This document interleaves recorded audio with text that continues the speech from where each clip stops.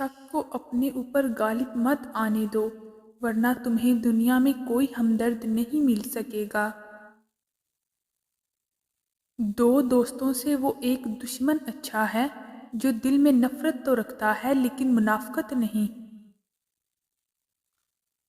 कोई तुम्हारा दिल दुखाए तो नाराज मत होना, क्योंकि कुदरत का कानून है, जिस दरख्त का फल ज्यादा मीठा होता है, लोग पत्थर भी उसी को मारते हैं।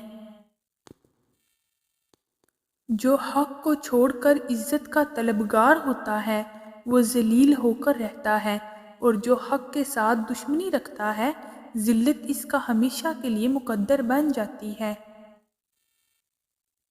जब कभी तुम्हें अपने रिज्क में कमी नजर आने लगे, तो कुछ माल अल्लाह को देकर अल्लाह के साथ तिजारत कर लिया करो। जिस इंसान को गुस्सा ज्यादा आता है, वो इंसान प्यार भी उतना ही ज्यादा करता है और इतना ही साफ दिल रखता है। जिस तरह शबनम के कतरे मुरझाए हुए फूल को ताजगी बख्शते हैं, इसी तरह अच्छे अल्फाज मायूस दिलों को रोशनी बख्शते हैं। वज़ू जवानों की तरह करो, नमाज बूढ़ों की तरह पढ़ो, और दुआ बच्चों की तरह करो।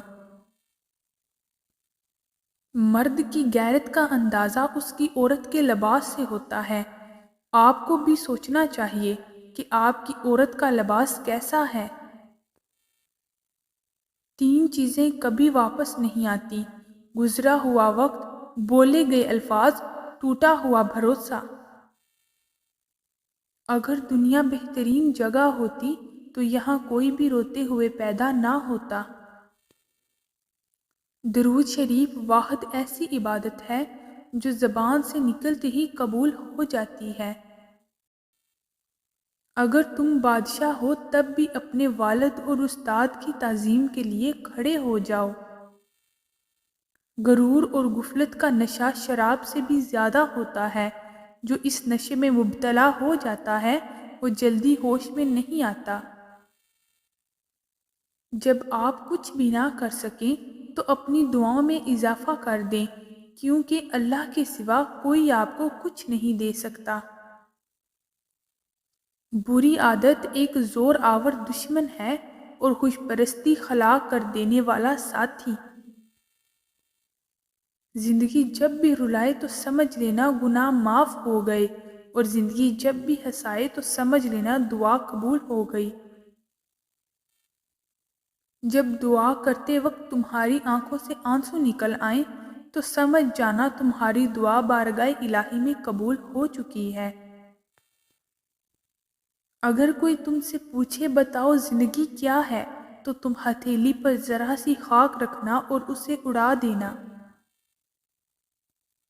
कुछ लोग अपनी अकड़ की वजह से कीमती रिश्ते खो देते हैं, और कुछ लोग रिश्ते बचाते बचाते अपनी कदर ही खो देते हैं। किसी के दिल में मोहब्बत पैदा करके इसे छोड़ देना, इसे कत्ल कर देने के बराबर है। इंसान की फितरत है ला हासिल के लिए रोता है और हासिल को रुलाता है। अगर दुनिया फतह करना चाहते हो तो अपनी आवाज़ में नरम लहजा पैदा करो, इसका असर तलवार से भी ज़्यादा है।